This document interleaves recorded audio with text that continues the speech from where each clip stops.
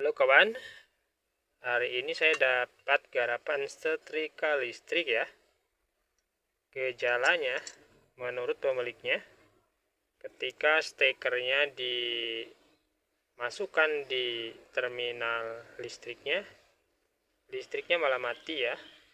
NCB-nya mental. Dan setrikanya sudah saya bongkar. Setelah saya selidiki, ternyata kalau kita perhatikan ya, antara kaki untuk kabel utamanya ya, ini dua kaki untuk kabel utama ini.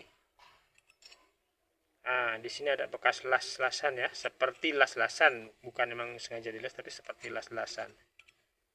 Dan memang betul ketika saya bongkar tadi, keduanya itu nempel di tutup atasnya ya, yang kebetulan terbuat dari logam juga. Nah, ini dia bekasnya ya. Jadi otomatis ini kedua ujung kabelnya ini mengalami hubungan singkat ataupun konslet. Oke, saya pastikan untuk elemennya masih nggak ada masalah. Memang konsletnya itu karena pin ini nempel di cover atasnya ya. Nah, di sini itu nempelnya seperti dilas tadi, lumayan kencang ya, sampai saya harus digedor untuk bongkarnya. Penyebabnya apa kok bisa ini bisa terangkat sehingga nempel dua-duanya? Ternyata setelah saya selidiki, ini untuk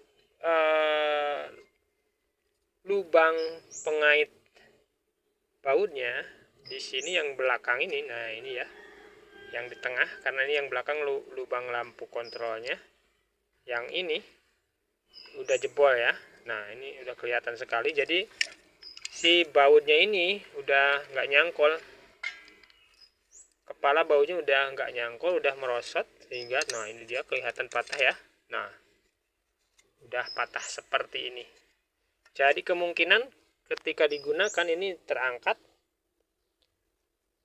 dengan handlenya ini terangkat ini, karena ini lumayan beban, dan akhirnya ini ke bawah ke atas dua-duanya sehingga nempel di casing ini.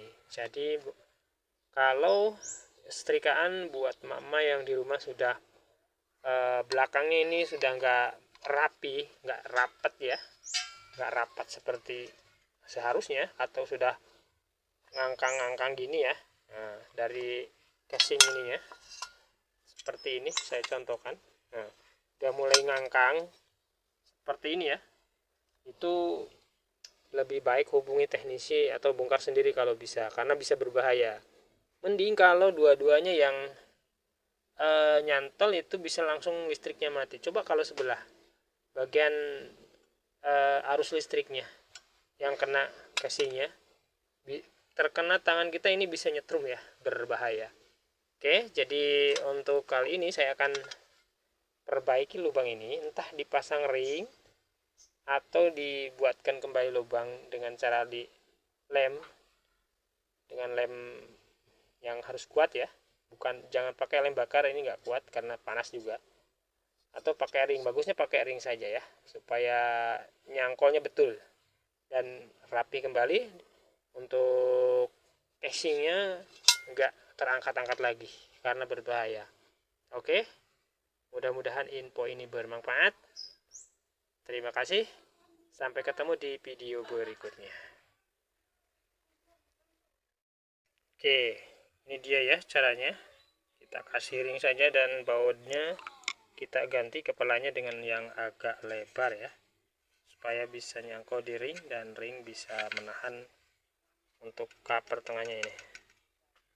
Dan pastikan kalau memang Anda di rumah memiliki tester, antara kedua ujung stekernya nggak ada yang terhubung dengan bodinya ya, dengan ini, karena bisa berbahaya.